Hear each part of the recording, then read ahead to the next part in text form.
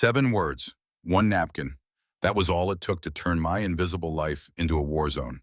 My name is Rachel Morrison. 3 hours ago, I was just a waitress trying to survive another Tuesday night shift at the Gilded Rose, the kind of restaurant where diamonds sparkle and sins hide in dim lighting.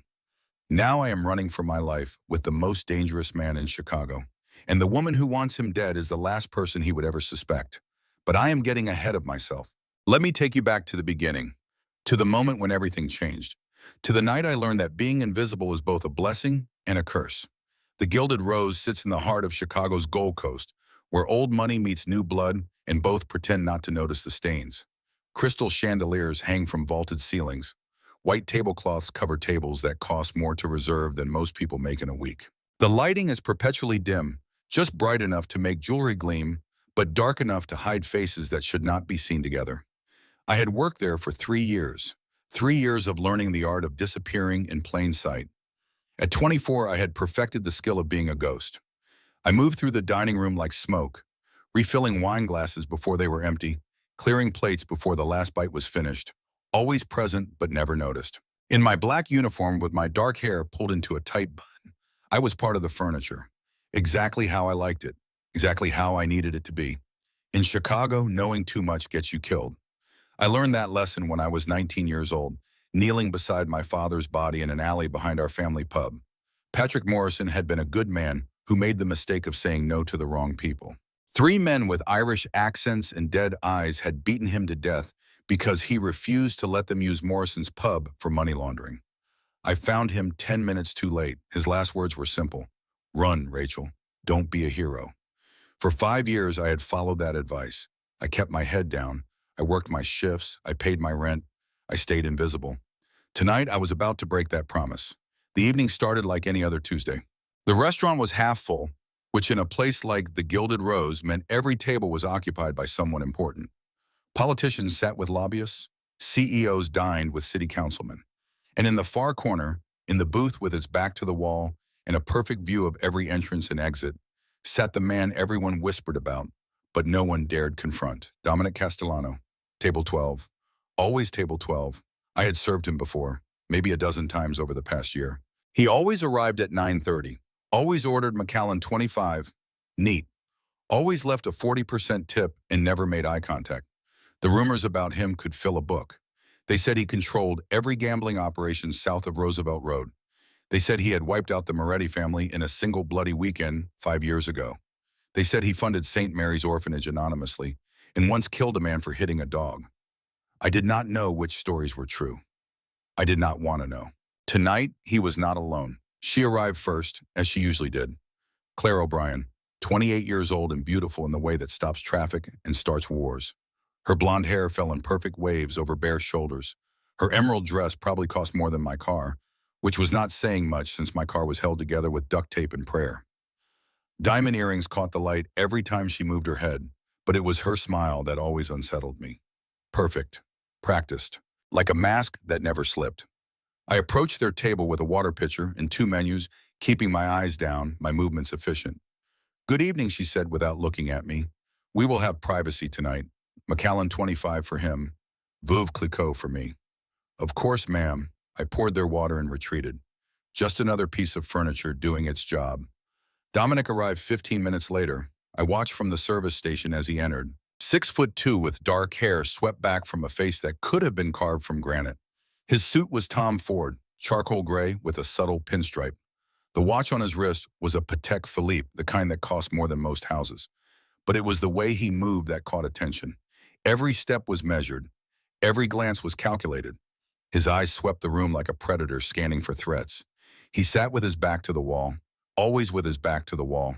I delivered their drinks with practiced invisibility, set the glasses down, stepped back, waited to see if they needed anything else. Dominic barely glanced at me. Claire did not acknowledge my existence at all. You worry too much, darling, Claire said, her voice honey-sweet with a trace of Boston accent. My father has agreed to everything. The territories, the ports, the peace treaty. It is done. Your father is a snake, Claire. Dominic's voice was low, rough around the edges like gravel under velvet. A useful snake, but still a snake. I don't trust snakes. Then it is good you trust me. Claire reached across the table, her fingers trailing over the back of his hand. Let us toast. To us. To the future. To finally ending this war. Not until the contracts are signed. Tomorrow night. After the gala. I refilled their water, though their glasses were still three-quarters full. An unnecessary gesture. An excuse to linger for just a moment longer. Something about the tension at that table made my instincts scream. Claire stood, smoothing her dress. Excuse me, darling. I need to powder my nose. She walked past me, trailing expensive perfume and even more expensive lies. I should have walked away. Should have gone back to the kitchen. Should have minded my own business. But I had learned to trust my instincts. They were the same instincts that had warned me something was wrong the night my father died. The same sick feeling in my gut. The same prickling at the base of my skull. I watched Claire move through the dining room toward the restrooms. Then I watched her walk past the ladies' room entrance and duck into the dark alcove near the coat check. That was wrong. That was spy tradecraft. I grabbed a stack of clean napkins and moved to the service station closest to the alcove, 10 feet away. Close enough to see, close enough to hear. Claire pulled out her phone, checked over her shoulder, then spoke in a low, urgent whisper. The language was not English.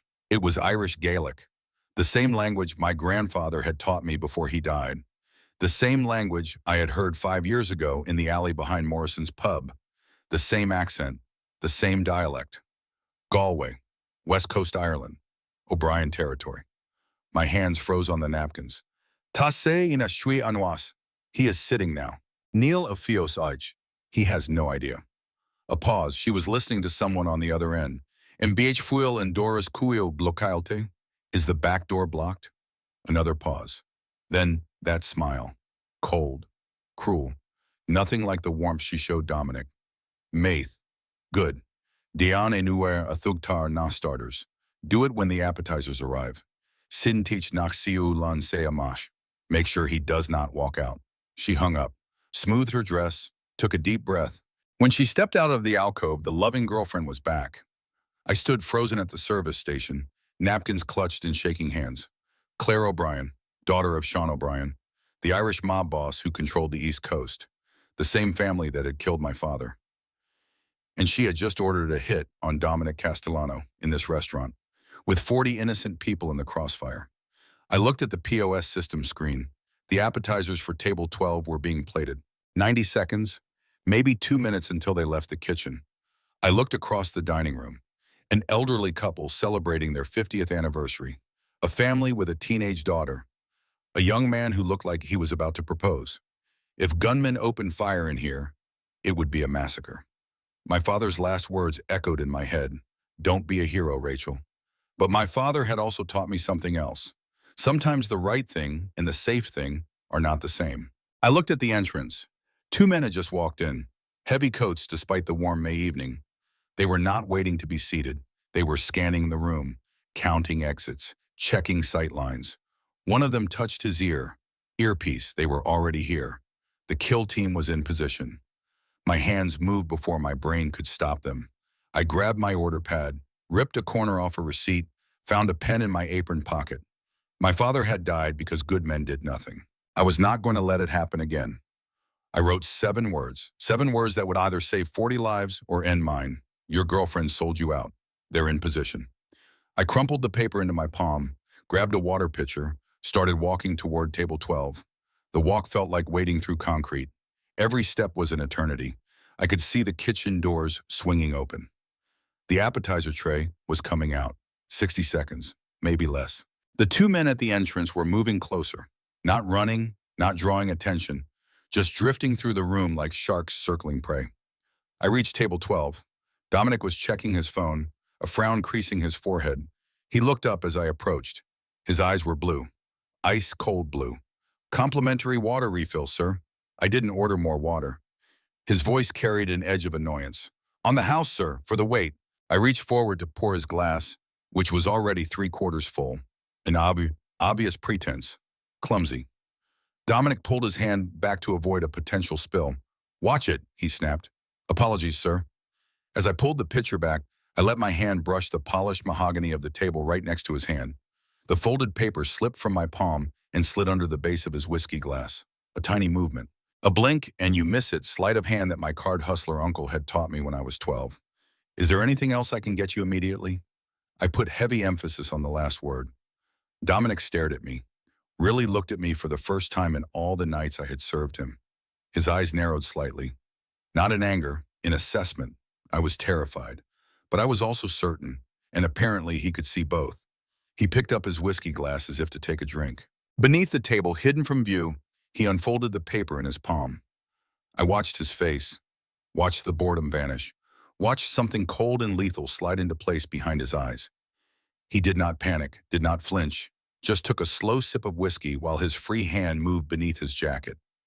Where is she? His voice was barely a whisper. Restroom. I pretended to wipe a spot on the table, speaking just as quietly. 2 men at the front entrance. Heavy coats. Back exit? She said on the phone. It is blocked. Dominic's jaw tightened. His eyes flicked to the entrance. Spotted the 2 men immediately. Then back to me. What's your name? Rachel? Rachel what? Morrison. Something flickered across his face. Recognition. Surprise. Patrick Morrison's daughter. I nodded, stunned that he knew. Get to the kitchen, Rachel. Take the staff out the back. The back is blocked. I already told you. Then we have a problem. He stood, buttoning his jacket with casual precision. Can you drive? Yes. Good. Because you're my exit strategy now. At that exact moment, Claire emerged from the hallway. Her makeup was freshly touched up. Her smile was radiant. She saw Dominic standing and something flickered in her eyes. Fear, just for a microsecond. Leaving so soon, darling? We haven't even had our appetizers. Dominic looked at her, really looked at her, and I saw the moment he understood. The moment 5 years of love died in the space of a heartbeat. I lost my appetite. Claire's smile faltered. She glanced toward the entrance, a signal, subtle but clear. The 2 men in heavy coats reached inside their jackets. Down! Dominic did not dive for cover alone. He grabbed me by the back of my uniform and threw me behind the heavy oak bar just as the first gunshot shattered the ambient jazz music. The sound was deafening. A crack that punched through the air and turned the elegant restaurant into a war zone. The whiskey glass on table 12 exploded in a spray of crystal and aged scotch. Chaos erupted. Screams filled the air. 50 years of anniversary celebration cut short as the elderly couple dove beneath their table. The young man trying to propose grabbed his girlfriend and pulled her to the floor, the ring box skittering across the marble. The teenage girl with her family was crying, hands over her ears. More shots. 3, 4, 5. Automatic fire. The mirror behind the bar shattered. Bottles of vintage wine exploded in cascades of red that looked too much like blood. I landed hard behind the bar, my shoulder slamming into the brass footrest. Pain shot down my arm. Glass rained down around me, glittering and deadly. Dominic vaulted over the bar with the fluid grace of someone who had done this before. He landed in a crouch beside me, a gun already in his hand. Custom 1911 with a pearl grip. The safety was already off. Kitchen is blocked. Front is a kill zone. His eyes were scanning, calculating, planning. Another way out. Think, Rachel. You work here. My ears were ringing from the gunshots. My hands were shaking. But my mind was clear. Adrenaline had kicked in and everything was sharp and focused. Wine cellar. There's a dumbwaiter in the pantry. Goes down to the cellar. There's an old coal chute that opens to the alley. Dominic fired 2 shots over the bar toward the entrance. I heard someone grunt in pain. Someone else cursed. Lead the way. I crawled on my hands and knees across broken glass. Every instinct screamed at me to curl up and hide. But I kept moving, kept crawling toward the kitchen doors. Dominic was right behind me. When one of the gunmen tried to circle around the bar, Dominic fired without hesitation. The man dropped. Move! We burst through the kitchen doors into organized chaos. Chefs were screaming, diving behind industrial ovens. Line cooks huddled in the walk-in freezer. Miguel, the sous chef, was praying in Spanish, tears streaming down his face. Where? Dominic barked. I pointed to the small metal door set into the wall, 3 feet by 3 feet, the dumbwaiter that carried wine cases up from the cellar. You first. It won't fit both of us. We're not riding together. You go down, send it back up. I'll hold them off. They have automatic weapons. You have a pistol. I've been outgunned before. Dominic shoved me toward the dumbwaiter. Go! The kitchen doors burst open. A man in a leather jacket stepped through, raising an assault rifle. Dominic fired without looking. The shot hit the man in the shoulder, spinning him back through the doors. Now! I scrambled into the metal box. It was cramped and dark and smelled like rust and wine. I hit the down button and the door slid shut with a grinding whir. The last thing I saw was Dominic flipping a massive industrial oven onto its side for cover. The last thing I heard was the deafening roar of automatic weapons chewing through stainless steel. Then I was descending into darkness. The dumbwaiter shaft was pitch black. I could smell mold and dust and the ghost of 1,000 bottles of wine. The descent felt both endless and too fast. My stomach lurched. 15 seconds that felt like 15 years. The box hit the bottom with a jarring thud that rattled my teeth.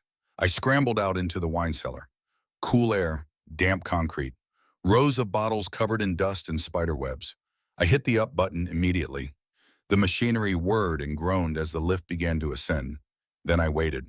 1 Mississippi, 2 Mississippi, 3 Mississippi. Above me, I could still hear the muffled sounds of gunfire, shouting, screams. 10 Mississippi, 11 Mississippi.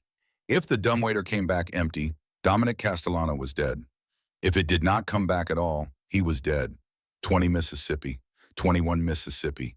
Please, the word was a prayer I did not know I was saying out loud. Please don't be dead. Please, 30 Mississippi. The machinery whirred. The lift was coming back down. I stepped back from the door, hardly breathing. The dumbwaiter arrived. The door slid open. It was not Dominic. It was a grenade. I saw it rolling in the metal box. Small, dark green. The pin was already pulled. Instinct took over. Pure animal survival instinct. I threw myself behind the nearest wine rack. Heavy oak. Pre-Prohibition vintage. Thick enough to stop shrapnel. The grenade detonated, but it was not a fragmentation grenade. It was a flashbang mixed with smoke. The sound was ungodly. A concussive boom that felt like it liquefied my brain. My eardrums screamed in protest. The world went white. Blinding. Searing. Like staring directly into the sun. Then came the smoke. Thick, white, acrid. It filled the small cellar in seconds, turning the air into a choking fog. I could not see, could not hear anything except a high-pitched ringing, could not breathe without coughing. I was on the floor, disoriented, trying to figure out which way was up. Something heavy crashed down from above, not through the dumbwaiter, from somewhere else, a massive impact that shook the floor. I grabbed a wine bottle by the neck, the only weapon I had. A hand shot out of the smoke and grabbed my wrist with bruising force. I tried to scream, but my lungs were full of smoke. Don't, the voice cut through the chaos. Rough, familiar. Dominic. He was covered in soot and blood. His expensive suit was torn at the shoulder. His hair was wild, but he was alive. Smoke buys us 30 seconds. The coal chute, is it open? I pointed through the smoke to the far wall.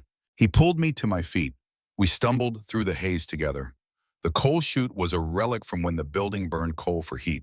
A waist-high iron door that opened to the alley behind the restaurant. Dominic kicked it once. The rusted metal groaned but held. He kicked it again. Harder. His entire body weight behind the blow. The metal gave way with a shriek of tortured iron. Cold air rushed in. Rain, Chicago drizzle, the smell of wet pavement and freedom. Go. I crawled through the opening. The iron edges scraped my knees through my uniform. I tumbled out onto wet cobblestones, gasping for clean air. Dominic followed. He barely fit through the narrow opening, his broad shoulders scraping against the metal. When he emerged, he rolled immediately into a crouch, guns sweeping the alley. Clear. We were in the alley behind the Gilded Rose. Rain fell in a steady drizzle. The sound of sirens was already growing in the distance. 20 feet away, the back delivery door slammed open. A man in a leather jacket stepped out. His gun was already rising. Dominic did not hesitate, did not warn, did not give the man a chance to surrender. He fired twice. Center mass, professional, clinical. The man dropped. Run! We ran. My lungs were burning, my legs were shaking. I was wearing non-slip restaurant shoes that were designed for standing for 10-hour shifts, not for sprinting for my life through back alleys. But fear is a powerful motivator. We burst out of the alley onto a side street. The rain was coming down harder now. My uniform was soaked through in seconds. Keys. Dominic held out his hand. Give me your car keys. Now, what? Give me your goddamn car keys. I fumbled in my apron pocket, found my keychain with its little plastic shamrock charm, tossed it to him. He caught it, hit the unlock button, looked around wildly for the responding flash of headlights. Over there. I pointed to my car parked under a flickering streetlight. Dominic stared at it. just stared. My 2008 Honda Civic. Rust-colored. Actually rusty. The bumper held on with duct tape. A faded baby on board sticker that the previous owner had left on the back window. You have got to be kidding me. It runs. Behind us, men were spilling out of the alley, shouting, pointing. Dominic did not argue further. He sprinted for the car. I was right behind him. He jammed the key into the ignition. His knees hit the dashboard because the seat was adjusted for someone a foot shorter. He cursed in Italian and shoved the seat back as far as it would go. The engine sputtered, wheezed, made a sound like a dying cat. Come on, you piece of junk. Dominic turned the key again. The engine caught with a roar and the distinctive rattle of a loose muffler. He slammed the gear shift into drive and stomped on the gas pedal. The Civic squealed. The tires spun on the wet pavement. Then we shot forward like a rocket. A very small, very underpowered rocket. Dominic drove like a man possessed. He took the corner on two wheels, the passenger side lifting off the ground for a heart-stopping second before slamming back down. Seatbelt, he ordered. I clicked it across my chest with shaking hands. Where are we going, away from the blast radius? I looked in the side mirror. A black SUV was peeling out of the alley behind us. Its headlights were blinding in the rain. We have company, I said, trying to keep my voice steady. I see them. Dominic cut across 3 lanes of traffic without signaling. Horns blared. Our tires screeched. He drifted the Civic around a delivery truck with inches to spare. You're going to kill us. No, they're going to kill us. I'm trying to prevent that. The SUV was faster, heavier, more powerful. It was closing the distance. A figure leaned out of the passenger window. I saw the muzzle flash before I heard the shots. Pop, pop, pop. The back windshield exploded. Safety glass sprayed across the back seat. I screamed and ducked. Can this thing go any faster? Dominic had the pedal to the floor. The speedometer was trembling at 80. Turn off the traction control. What? The button, left of the steering wheel. It limits the torque. Dominic punched the button without questioning how a waitress knew that.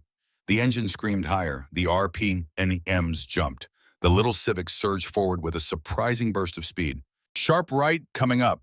He slammed the brakes, yanked the wheel, pulled the emergency brake simultaneously. The Civic spun, 180 degrees of screeching rubber and burning brakes. We slid backward into a narrow one-way street, now facing the oncoming SUV. What are you doing? Chicken. He shifted back into drive and floored it. We were driving straight at the SUV, head-on collision course. The SUV driver panicked, swerved hard to avoid us. The heavy vehicle's momentum carried it sideways into a row of parked cars. Metal crumpled, glass shattered. The SUV slammed into a lamppost and stopped with steam hissing from its radiator. Dominic did not slow down. He whipped the Civic down another side alley, threading through the maze of Chicago's industrial district. We drove for what felt like hours but was probably only minutes, taking random turns, doubling back, making sure we were not being followed. Finally, when the sirens had faded and the streets were empty, Dominic slowed down. We found ourselves under a highway overpass, the orange sodium lights flickering overhead. He pulled over and killed the engine. For a long moment, neither of us spoke. We just sat there, breathing. Alive. Impossibly, miraculously alive. The car smelled like wet upholstery and fear and blood. Who are you? Dominic finally asked, still gripping the steering wheel. His knuckles were white. Who are you really, Rachel Morrison? Waitresses don't know Irish Gaelic. Waitresses don't know tactical driving. And they sure as hell don't risk their lives for men like me. I was still holding on to the door handle like it was the only solid thing in a spinning world. My entire body was shaking with delayed shock. My name is Rachel Morrison. My father was Patrick Morrison. He owned Morrison's Pub on the South Side. He worked for you as an accountant. 5 years ago, the O'Briens killed him because he wouldn't help them launder money. Dominic's head turned slowly toward me. His eyes were sharp despite the exhaustion. Your father worked for me? You didn't know he had a daughter. I was 19 when they killed him. I found him in the alley. He died in my arms. Something crossed Dominic's face. Pain, regret, guilt. Patrick Morrison was a good man. I'm sorry about what happened to him. Are you? I could not keep the bitterness out of my voice. You're the reason he's dead. He worked for you. That made him a target. You're right, Dominic's voice was flat. My world killed your father. He refused to cook the books for the O'Briens. That's what got him killed. 2 months later, I wiped out the crew that did it. All 5 of them. I stared at him. You killed them? Every single one. The Gallagher brothers, Mickey Riley, Tom Doyle, and Connor O'Brien, who gave the order. Sean O'Brien's nephew. Dominic looked at me. That's why Sean sent Claire. This has been 5 years in the making. This is revenge. The rain drummed on the roof of the Civic. Somewhere in the distance, more sirens wailed. Why did you save me? I asked. In the restaurant. You could have left me behind. You saved me first. With 7 words on a napkin. Dominic leaned his head back against the seat, his eyes closed. Besides, you're Patrick Morrison's daughter. I owed him better than I gave him. Maybe saving you evens the scales a little. It doesn't, I know. We sat in silence for another minute. Then Dominic opened his eyes, pulled out his phone. The screen was cracked but still functioning. He tried to unlock it, swore viciously in Italian. What? I'm locked out. Remote wipe. Claire moved fast. He threw the phone onto the dashboard.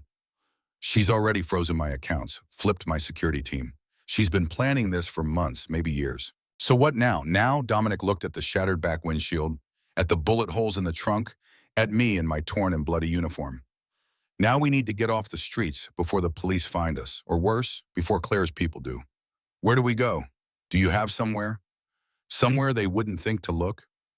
I thought about my tiny studio apartment on the west side, 3rd floor walk-up, 3 deadbolts on the door.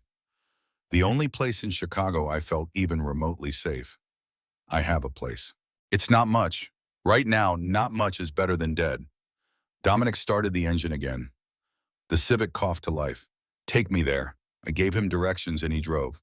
Carefully now, obeying traffic laws, just another car in the rain. After a few blocks, he spoke again. 7 words, Rachel. Why? You could have walked away. Let me die. Gone home to your life. Why did you risk everything to warn a stranger? I looked out the window at the rain-streaked streets of Chicago, at the city that had taken my father, at the city I was now fleeing through with a mobster and his enemies, because 40 innocent people were in that restaurant, because I remembered what it felt like to find my father dead, because someone has to give a damn. And maybe I thought but did not say, because when I was 16 and being trafficked in a shipping container, someone saved me. I never saw his face clearly, never knew his name. But someone gave a damn about me when they didn't have to. Maybe it was time to pay that forward. Dominic drove in silence for a moment. Then quietly he said, Your father raised you well. He did his best. We pulled into the alley behind my building. The rain was letting up, but the night was far from over. Above us, my apartment waited. 300 square feet of safety, or at least the illusion of it. Tomorrow, we would have to figure out how to survive, how to fight back, how to stop Claire and Sean O'Brien from finishing what they started. But tonight, we just needed to stay alive until morning. I got out of the ruined Civic and looked at the man who was now inexplicably my partner in survival. For what it's worth, I said, you owe me $5,000 for this car. For the first time since the shooting started, Dominic Castellano smiled. It was small and tired and didn't reach his eyes, but it was real. If we survive this, Rachel Morrison, you'll get every penny. We climbed the stairs to my apartment as the sirens wailed in the distance, and somewhere in Chicago, Claire O'Brien was already planning her next move. But that is a story for another time. For now, this chapter ends with 2 people who should never have met, united by 7 words on a napkin and the desperate hope that maybe, just maybe, we could both survive the night. We climbed 3 flights of stairs in silence. Every creak of old wood sounded like a gunshot in my hypersensitive state. Mrs. Kowalski on the 2nd floor had ears like a bat and a curiosity that could kill cats, so we moved like ghosts through shadows. My hands shook as I worked the 3 deadbolts on my door. 1, 2, 3. The metallic clicks seemed too loud. Everything seemed too loud after the deafening violence of the restaurant. Inside, my apartment was exactly as I had left it that morning, a lifetime ago.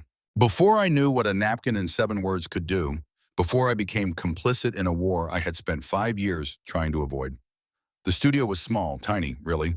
A mattress on the floor in one corner, a kitchenette with a 2-burner stove and a mini fridge that hummed too loud. Bookshelves made from stacked milk crates and planks lined every wall. Stephen King, Patricia Highsmith, Gillian Flynn, stories about people in impossible situations making impossible choices. I had always thought they were fiction. Dominic Castellano stood in my doorway, 6 feet 2 inches of blood and soot and expensive ruined tailoring, and suddenly my entire apartment felt like a shoebox. Lock the door, he said. His voice was steady, but I could see the way his hand pressed against his shoulder. the way the blood had soaked through his shirt. All three deadbolts. I locked us in, dragged the heavy armchair and wedged it under the door handle. My father had taught me that trick. If someone kicks in the door, the chair buys you 30 seconds. 30 seconds to run, or fight, or pray. Dominic walked 3 steps into my apartment, and his legs gave out. He slid down the wall until he was sitting on my cheap linoleum floor. His Italian leather shoes looked absurd in my poverty. His Patek Philippe watch caught the weak light from my single overhead bulb. He closed his eyes just for a moment. His face was gray beneath the soot. I moved fast. Grabbed the bottle of vodka from under my sink, the one I kept for bad nights when memories of my father got too loud. Clean towels from my tiny bathroom. The first aid kit I had bought after a YouTube deep dive on emergency medicine. "Jacket off," I said, kneeling beside him. He opened his eyes, looked at me, really looked at me. In the harsh light of my apartment, I could see him clearly for the first time. The sharp angles of his face, the scar that ran from his left eyebrow into his hairline, the way exhaustion had carved new lines around his eyes. "I should leave," he said. "Every minute I'm here puts you in danger. You'll bleed out before you make it down the stairs. Jacket off, now." He tried to shrug out of the Tom Ford jacket, but his left arm would not cooperate. I helped him, peeling the expensive fabric away from his body. The jacket was ruined. $8,000 of Italian craftsmanship, destroyed by bullets and blood, and a night that had gone catastrophically wrong. The white dress shirt underneath was worse. The blood had spread from his shoulder down his side. When I tried to pull the fabric away, it stuck to the wound. "This is going to hurt," I warned. "It already hurts." I poured vodka over the shirt. The alcohol loosened the dried blood. Dominic's entire body went rigid. His jaw clenched so hard I heard his teeth grind. The sound he made was not quite a scream, but it was close. Animal, raw. The sound of a man who had been hurt before and knew how much worse it could get. I peeled the shirt away. The wound was a long gouge across his left deltoid. The bullet had not lodged. It had carved a channel through muscle and kept going. Clean entry, clean exit, just like he had said. But clean did not mean painless, and it did not mean safe. "You need a hospital," I said. "Can't. They report gunshot wounds. I'd be arrested before they finished stitching me up." "Then this is the best you're getting." I poured more vodka directly into the wound. Dominic's head slammed back against the wall. Veins bulged in his neck. His hands clenched into fists. But he did not scream, did not beg me to stop, just endured. I had learned basic first aid from YouTube videos during the long nights when I could not sleep, when memories of my father kept me awake. I had never thought I would actually need to use the knowledge. Never thought I would be kneeling on my kitchen floor packing gauze into a mobster's bullet wound while police sirens wailed somewhere in the Chicago night. But life has a funny way of making you into the person you need to be, whether you want to or not. I worked in silence, packed the wound with gauze soaked in antiseptic, wrapped his shoulder with medical tape. My hands were steadier than they had any right to be. Maybe because this was concrete. This was something I could fix, unlike the chaos, unlike the violence, unlike the impossibility of the situation we were in. "You're good at this," Dominic said. His voice was rough, strained. "Where did you learn?" "YouTube." Despite everything, he almost smiled. "The internet is a dangerous place," says the man who just survived a hit squad. Fair point. I finished taping the bandage and sat back on my heels. My hands were covered in his blood. My uniform was still wet from the rain and stained with God knows what. I was exhausted and terrified and running on pure adrenaline. "Why?" Dominic asked again, the same question he had asked in the car. "Why did you warn me? You could have let me die. The O'Briens killed your father. I'm the reason he was in their crosshairs in the first place. You should have let them finish what they started." I looked at him. At this man who controlled an empire built on violence and fear. This man who had just killed 3 people without hesitation. This man who was bleeding on my floor. When I was 19, I found my father dying in an alley. He made me promise to run, to not be a hero, to stay out of this world. For 5 years, I kept that promise. I was invisible, safe. I looked down at my bloody hands. Tonight, when I heard Claire making that phone call, when I understood what was about to happen, I thought about my father. But I also thought about all the other people in that restaurant. The couple celebrating 50 years together, the girl whose father brought her for her birthday, the young man who looked like he was about to propose. I thought about how none of them signed up for your war, how none of them deserved to die because of it. I met his eyes. "I did not save you, Dominic. I saved them. You just happened to benefit. He stared at me for a long moment, then nodded slowly. I can live with that. Good. Because now we need to figure out how you're going to keep living. I stood and washed my hands in the kitchen sink. The water ran pink, then red, then clear. Outside, the rain had stopped, but the night was still dark, still dangerous. Tell me about the ledger, I said, drying my hands on a towel. You mentioned it in the car. What is it? Dominic leaned his head back against the wall, closed his eyes. A book. Physical, old school, hidden in a safe in my penthouse. It contains encrypted codes for every offshore account I control. Names of every politician, judge, and cop on my payroll.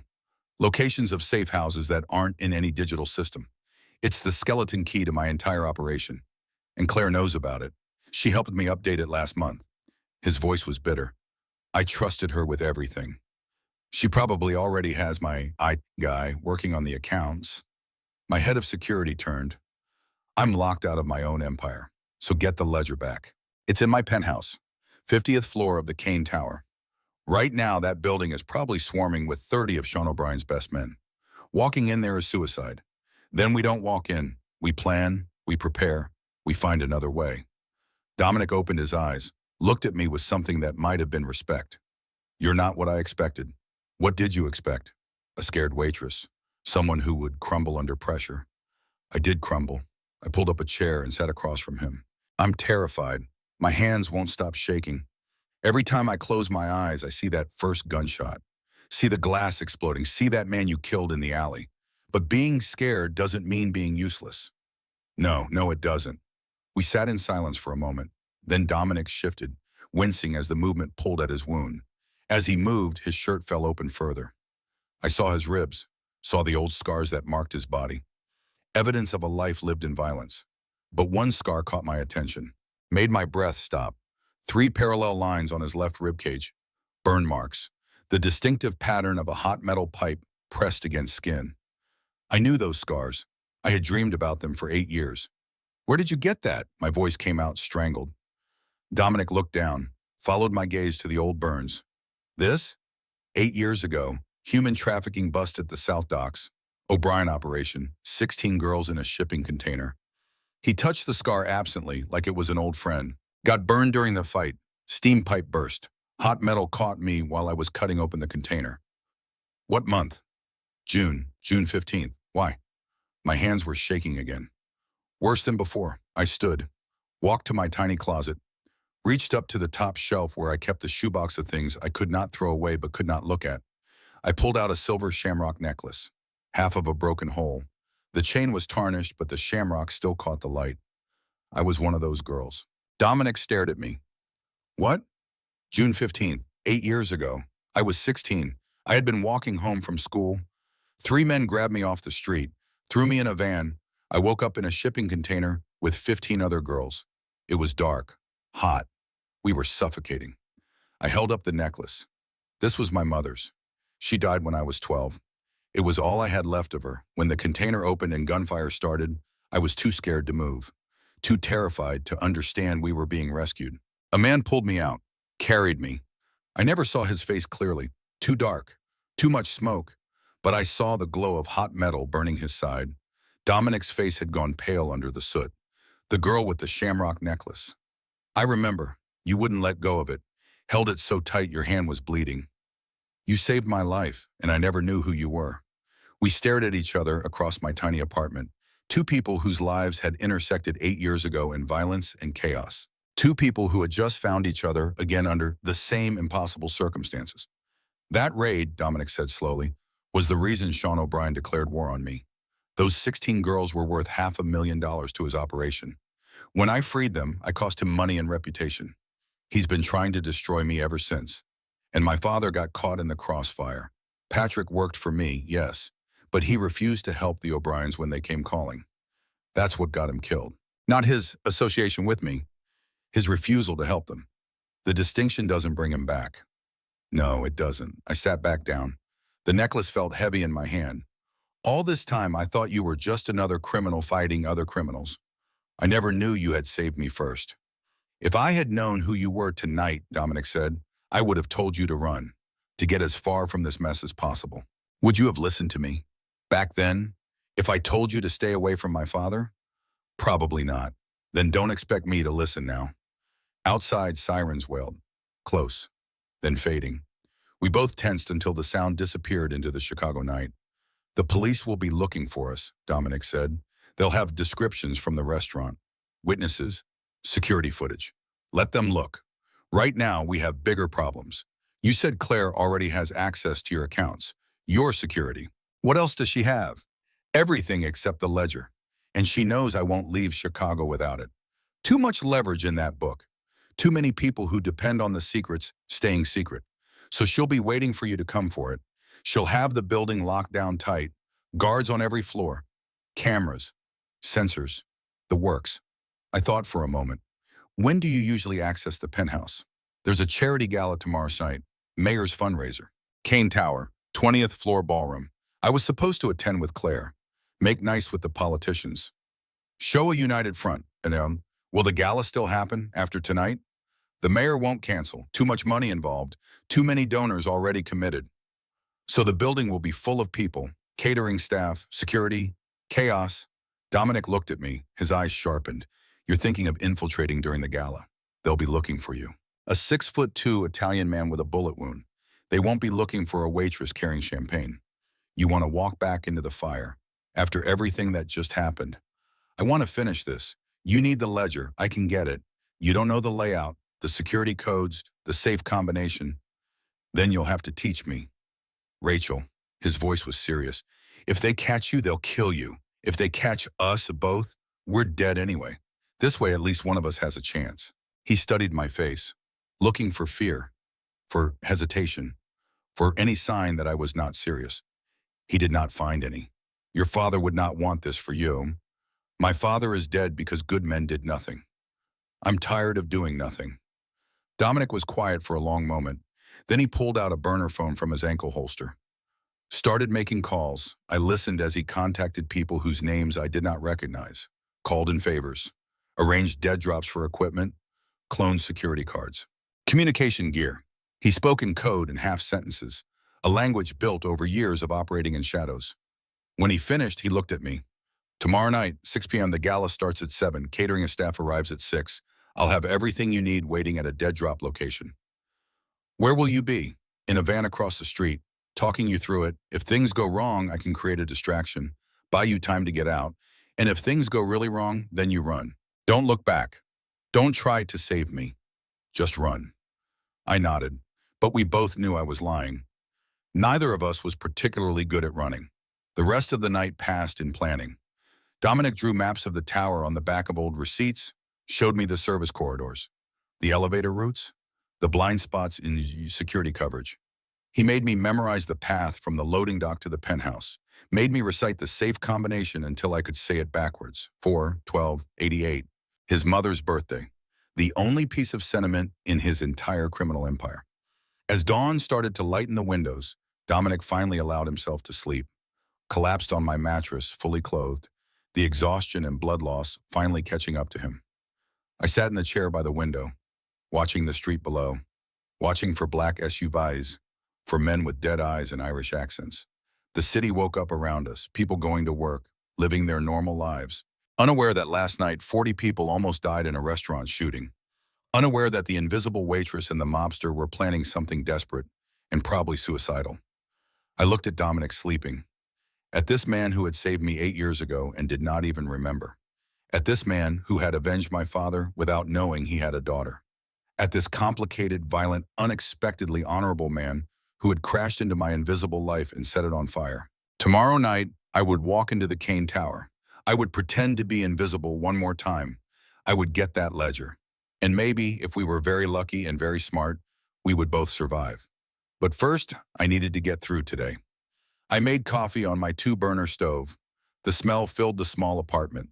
Normal, domestic, a strange contrast to the blood-stained towels in my sink and the mobster sleeping on my floor. Around noon, Dominic woke, sat up slowly, wincing. The bandage on his shoulder was holding, but would need to be changed soon. How do you feel? I asked. Like I got shot. He accepted the coffee I offered. But alive, thanks to you. Thank me when we're actually safe. If we're ever actually safe, I'm buying you a new car. A good one. Not held together with duct tape. Despite everything, I smiled. I like my car. It has character. It has tetanus. We spent the day in careful preparation. Dominic made more calls. I practiced walking with a tray. Practiced keeping in my face neutral. Practiced being invisible all over again. As evening approached, the nervousness set in. The reality of what I was about to do. Walking back into danger. Deliberately. Voluntarily. You can still back out, Dominic said, watching me pace. No one would blame you. I would blame me. Rachel, he caught my hand as I passed, made me stop. Look at him. What you did last night, warning me, getting me out, that was already more than anyone should expect. You don't owe me anything else. This isn't about owing you. This is about stopping Sean O'Brien. This is about making sure my father's death meant something. Your father's death meant he was a man of principle who wouldn't compromise. That already means something. Then let's make sure his daughter is the same. At 5:30, we prepared to leave. Dominic first, taking the back stairs, disappearing into the city to get to his surveillance position. He paused at the door, looked back at me. If something happens, if you're compromised, the code phrase is midnight gardenia. Say that and I'll know you need an immediate extraction.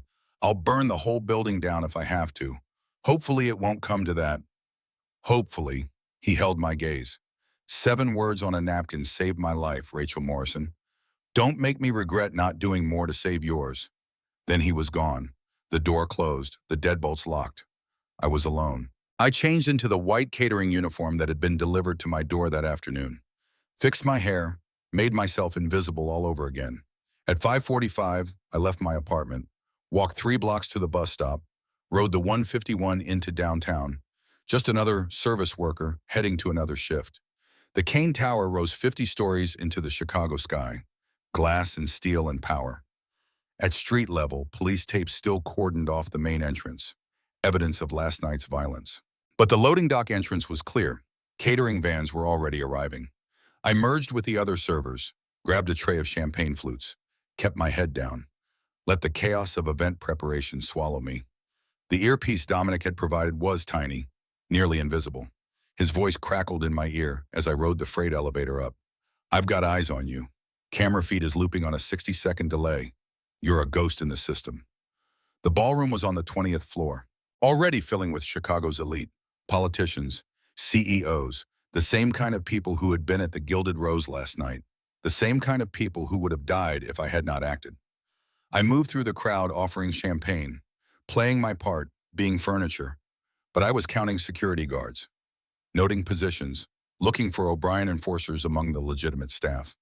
I spotted 6, maybe 7, men who stood wrong, who watched exits instead of guests, who touched their ears too often.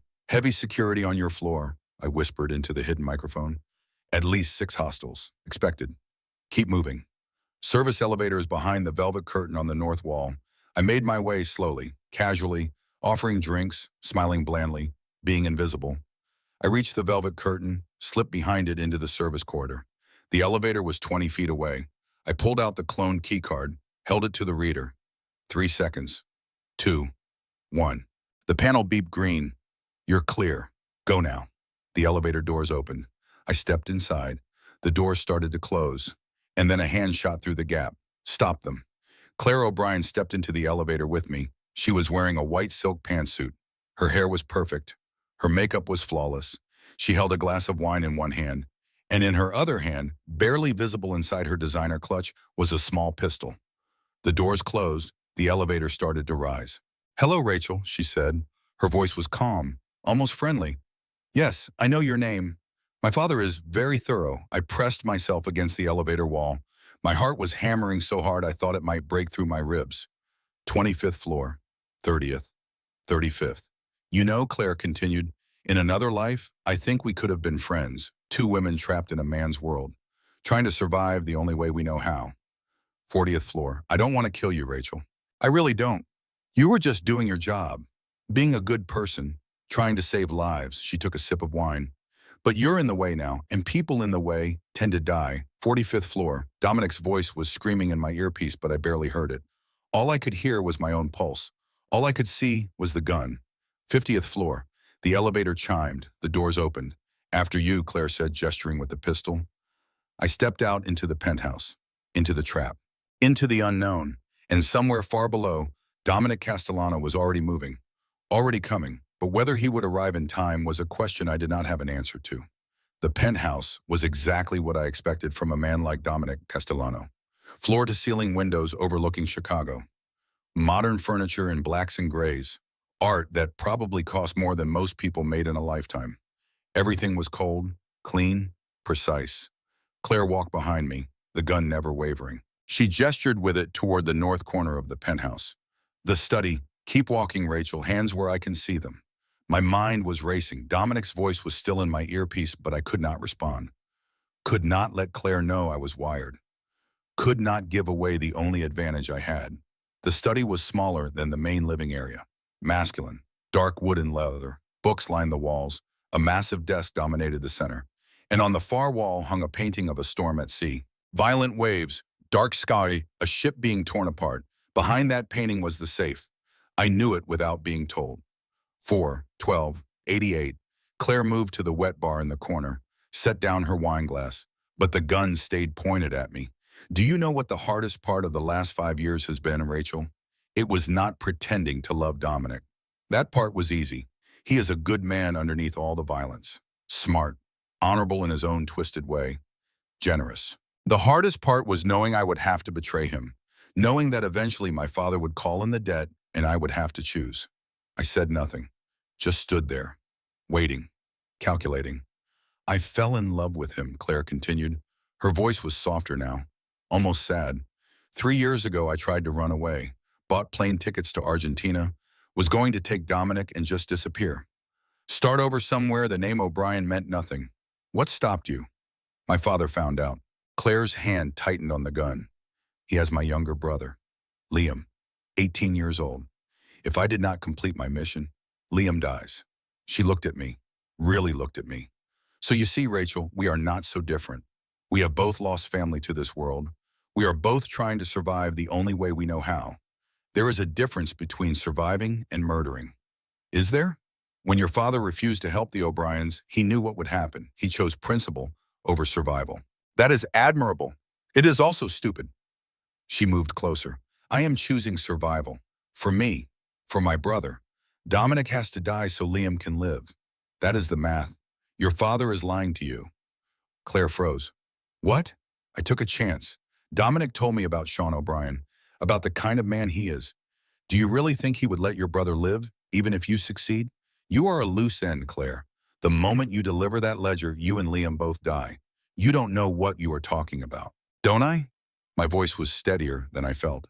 Your father sent you here 5 years ago, told you to seduce Dominic, to gather intelligence, to wait for the perfect moment. 5 years is a long time to keep someone loyal. Long enough for you to actually fall in love. Long enough for you to start questioning orders. Your father knows that, which means he has already made contingency plans. Claire's hand was shaking now, very slightly. But enough. Open the safe, she said. 4/12/88. I know the combination. Dominic thought he was being sentimental keeping his mother's birthday. Really, he was being predictable. I walked to the painting, swung it open on its hidden hinges. Behind it was a brushed steel safe. Professional grade. The kind that explodes if you enter the wrong code. Open it, now. I reached for the dial, then stopped. Put my hand on the frame instead. If I open this, we both die. You know that, right? The moment your father has the ledger, he kills everyone who knows what is in it. Me. You. Probably Dominic too, just to be sure. Claire's phone rang. The sound was jarring in the tense silence. She looked at the screen. Her face went pale. Answer it, I said. See what he has to say. She answered. Put it on speaker. Her hand was definitely shaking now. Claire, my darling daughter. Sean O'Brien's voice filled the room.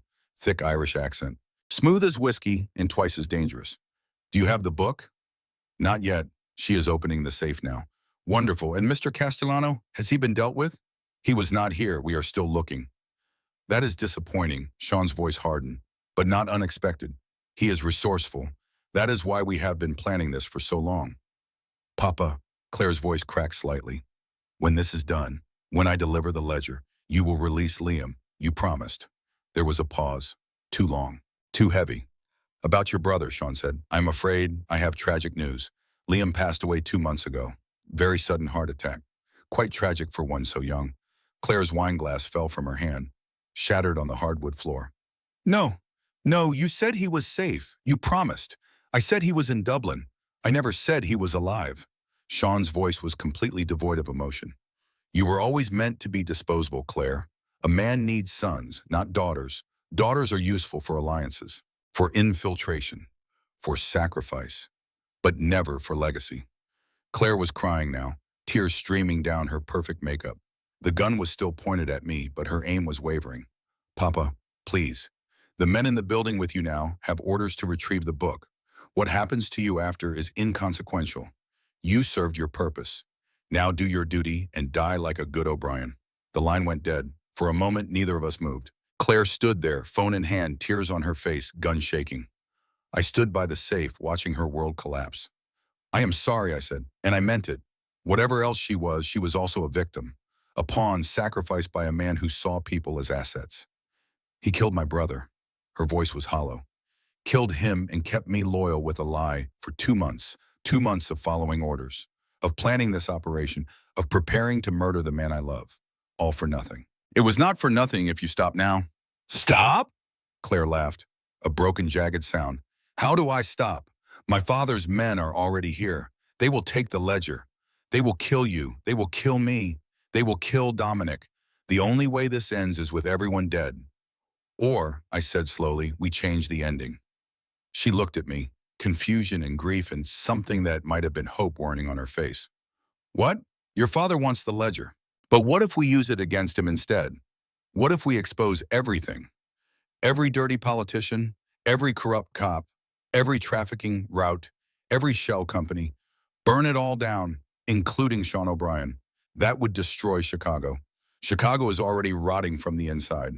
Maybe it needs to burn before it can heal. Before Claire could respond, the door to the study burst open. 4 men in tactical gear, professional, armed, moving with military precision. Claire spun toward them, raised her pistol. Back off, the lead man did not even slow down. Miss O'Brien, we have orders. Put down the weapon. My father sent you to kill me. Your father sent us to retrieve the ledger. Stand down. Claire fired. The shot was deafening in the enclosed space.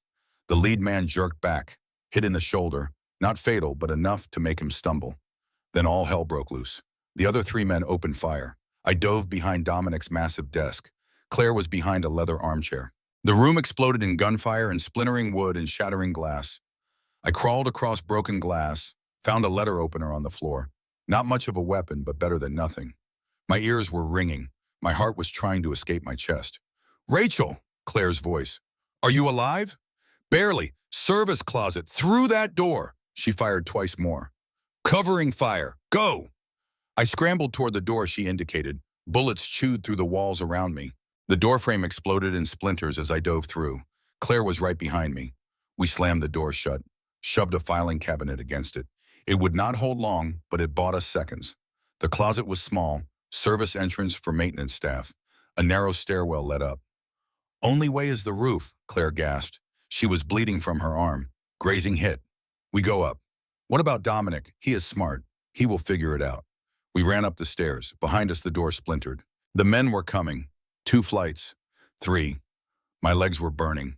The stairwell was narrow and steep, built for emergency access, not comfort. We burst onto the roof. Rain had started again. Cold. Sharp. The Chicago skyline stretched out around us. 50 stories down. Nowhere to go but over the edge. The rooftop had a helipad. Empty. No helicopter. Just white painted lines and anchor points for tethers. We are trapped, I said. Claire looked around, desperate. Then her eyes locked on something. The window washing rig, a metal platform suspended by cables. Used to clean the exterior windows of the tower. That is insane, I said. You have a better idea? The stairwell door burst open. The 3 men emerged, weapons raised. Put down the book and step away, the lead man ordered. His shoulder was bleeding, but he was still functioning. Still dangerous. Claire grabbed my hand. Run! We sprinted for the edge of the roof, for the window washing rig, for the impossible escape. Gunfire erupted behind us. Bullets sparked off metal, off concrete, off the rain-slicked surface of the roof. We reached the rig. Claire jumped first, landed in the metal basket with a clang that sounded like a church bell. I jumped. For a moment I was flying, then falling, then crashing into the basket beside Claire. She hit the button. The motor whined, the rig lurched and began to descend. We dropped over the edge of the building just as the men reached the roof's edge. They fired down at us, but we were already falling. The cables screamed with the weight and speed. The city rushed up at us. Windows, concrete, the ground far below. "This thing was not built for speed," Claire shouted over the wind. "It is going to take 5 minutes to reach the bottom." "We don't have 5 minutes." Above us, one of the men was doing something to the control box. Sparks flew. The rig jerked. Stopped. We swung sickeningly over the void. "He cut the motor," Claire said. Her voice was surprisingly calm, given we were dangling 50 stories above Chicago. "We are stuck." The men above were working on something else now. Tools, cutters. They are going to cut the cables, I realize. "Probably. We need to get inside the building. Can we break a window?" "Not from out here." The glass is reinforced. I looked around desperately. We were stuck 30 floors from the ground, 20 floors from the roof, swinging in the rain with men above us trying to kill us. In my earpiece, Dominic's voice was screaming, "Hold on! I'm coming! Just hold on!" Then I saw it, 10 feet below us, a maintenance hatch, small, barely visible. But there. "Claire, there!" She looked down, saw what I saw. "That leads to the maintenance shaft. If we can reach it, we can get inside." "How do we get down there?" She looked at the cables, at the 10-foot drop. At me. "We jump." What?" "We jump. You first. I will lower you as far as I can. Then you have to let go." "This is insane. Do you want to die here or die trying?" "Fair point." Claire grabbed my wrists, lowered me over the side of the basket. Now I was hanging from her hands. Below me, the hatch was still 6 feet away. "On 3, she said. 1, 2, at the hang." 2, 3, she let go. I fell. 6 feet of screaming terror. My hands scrabbled at the smooth wall, found the hatch handle, grabbed it. My shoulder nearly dislocated from the impact, but I held on. The hatch was locked. Of course it was locked. I pulled out the letter opener I had grabbed from the study, jammed it into the mechanism. Twisted. Metal screamed. Something inside the lock gave way. The hatch swung open. I pulled myself inside, into darkness, into a maintenance shaft that smelled of grease and rust and old air. "Claire!" I leaned back out, reached up. She was already climbing down the cable hand over hand. Insane. Suicidal. But she made it. I grabbed her hand, pulled her inside just as the cable above us gave a horrible metallic shriek. One of the main support cables snapped. The window washing rig dropped 20 feet in a single heart-stopping lurch. Then the secondary brakes caught. It swung wildly, slamming into the building. We were inside. Barely, both of us gasping, bleeding, alive. "Where are we?" I asked. "Maintenance level, 47th floor. There is a service elevator at the end of this shaft." She was already moving, crawling through the narrow space. "Come on." We crawled through darkness, through dust and decades of neglect. Finally emerged into a dimly lit corridor. Industrial, pipes and electrical conduits everywhere. The service elevator was ancient, manual operation. But it worked. We rode down in silence, both of us too exhausted to speak, too overwhelmed by what had just happened, by what was still to come. At the ground floor, the doors opened into a maintenance tunnel. We could hear chaos above. Police sirens, fire alarms. The building was in full evacuation. "This way," Claire said. She seemed to know the layout. "There is an exit that leads to the underground parking." We ran through the tunnels, through the underbelly of the Kane Tower, past boiler rooms and electrical stations and forgotten storage areas. Finally, we emerged in the parking garage, level B3, dark, mostly empty. And standing by a black van with its engine running was Dominic Castellano. He saw us and his face went through a dozen emotions in 2 seconds. Relief, anger, concern, rage. "What happened? You were supposed to get the ledger, not start World War III. "Plans changed," I said. "Plans changed?" "Rachel, I've been tracking police scanners. The entire 40th through 50th floors are shot to hell. There are reports of gunfire, explosions. The FBI is on their way. Claire's father betrayed her, sent men to kill her. We barely got out." Dominic looked at Claire, really looked at her, at the blood on her arm, the tears that had dried on her face, the way she was holding herself together through sheer will. "Liam?" he asked softly. "Dead. 2 months ago." She kept her voice steady but barely. "He kept me loyal with a lie. I'm sorry." "Are you?"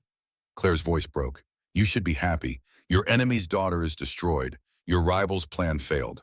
You get to live another day. Claire. Dominic took a step toward her. I loved you. That was real. Whatever else was a lie, that was real. Not real enough to choose me over your empire. I would have. If you had asked, if you had told me the truth about Liam, about your father, I would have burned my entire operation to keep you safe. Claire looked at him. I believe you. That is the tragedy. We could have had something real, but my father poisoned it before it even began.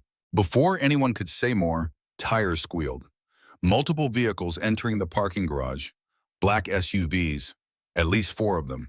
Sean O'Brien had found us. Get in the van, Dominic ordered. Now, we piled in. Dominic hit the gas before the doors were even fully closed. The van shot forward, engine roaring. Behind us, the SUVs gave chase. We screamed out of the parking garage into Chicago traffic. Dominic drove like a demon, weaving between cars, running red lights, taking corners that made the van tilt on 2 wheels. They are not giving up, Claire said from the back. She was watching through the rear window, at least 3 vehicles still following. Where are we going? I asked. Navy Pier. Dominic's voice was grim. Public. Lots of witnesses. They won't risk a shootout with civilians everywhere. Your faith in human decency is touching, Claire said. But my father does not care about civilians. Then we make him care. How? We give him what he wants. The ledger. I looked at Dominic. We don't have the ledger. He glanced at me, smiled, a hard, dangerous smile. Yes, we do. You got it out, didn't you? I stared at him. I never made it to the safe. Claire stopped me before I could open it. Check your jacket pocket. I reached into the pocket of my catering uniform.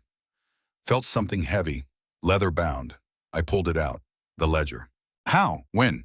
While you were crawling through maintenance shafts and jumping off buildings, I was breaking into my own penthouse through the private entrance.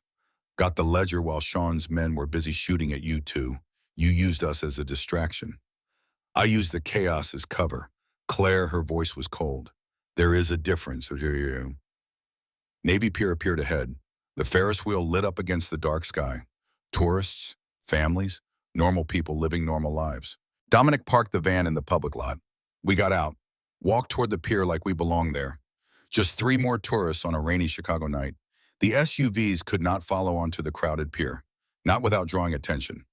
They parked, men got out, but they moved carefully now, tried to blend with the crowd. What is the plan? I asked. We meet Sean, we negotiate. We end this. And if he doesn't want to negotiate, then I kill him and we run forever. That is a terrible plan. You have a better one? I thought for a moment. Then yes. Yes, I do. But you are going to have to trust me. Rachel, trust me the way I trusted you when I wrote 7 words on a napkin. The way I trusted you when I crawled through your building. The way I have trusted you every second since this nightmare started. Dominic looked at me, then nodded. What do you need? Your phone.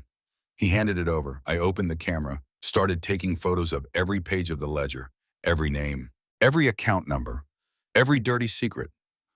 What are you doing? Insurance? I sent the photos to a cloud account. Set up a dead man switch. If I don't check in every 24 hours, every photo gets sent to the FBI, the New York Times, the Chicago Tribune, and every major media outlet in the country.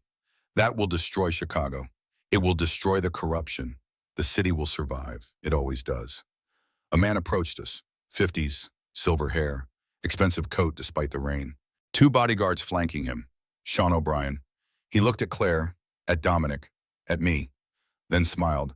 It was the coldest smile I had ever seen. Miss Morrison, Mr. Castellano, and my disappointing daughter. What a reunion. Sean, Dominic said. His voice was casual, but his body was coiled. Ready to move. Ready to fight.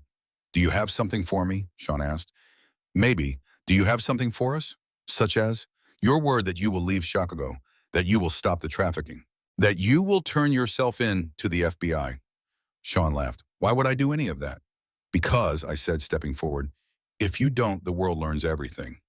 I held up the phone. Every politician you own, every route you run, every child you have sold, all of it goes public. You are bluffing. Try me. My father died because of you. I have nothing left to lose. Sean's smile faded. He looked at me, really looked at me, then nodded slowly. Patrick Morrison's girl, you have his eyes, his stubbornness, and his sense of justice. Justice? Sean spat the word. There is no justice in this world. Only power, only survival. Your father learned that, so did my daughter, so will you. No, Claire said. She stepped forward, stood beside me, faced her father. Rachel is right. This ends now. You killed Liam. You killed my love for you. You killed everything good that was left in me. But I won't let you kill anyone else, Claire. Sean's voice was almost gentle. You were always weak, like your mother. That is why I never trusted you with anything important. Yet you trusted me to kill Dominic. I trusted you to fail so I could send in professionals. You served your purpose. Now step aside. No, then you die with them. Sean raised his hand, a signal. The two bodyguards reached for their weapons. And that was when the FBI arrived. Dozens of agents emerging from the crowd, from shops, from hiding spots we had not even noticed. Surrounding us, weapons drawn. Sean O'Brien, federal agents, you are under arrest. Sean's face went white, then red, then murderous. He looked at me. You called them. I called them before we left the tower. Told them everything, where we would be, what you had done. They have been tracking us the whole time. You destroyed yourself. My world is gone now too, I know. But at least 50 girls won't die in shipping containers. At least my father's death meant something. At least Chicago has a chance to heal. Agents swarmed Sean, handcuffed him, read him his rights. He did not resist, just stared at me with pure hatred. Claire walked up to him, looked him in the eyes. Goodbye, Papa. I hope hell is everything you deserve.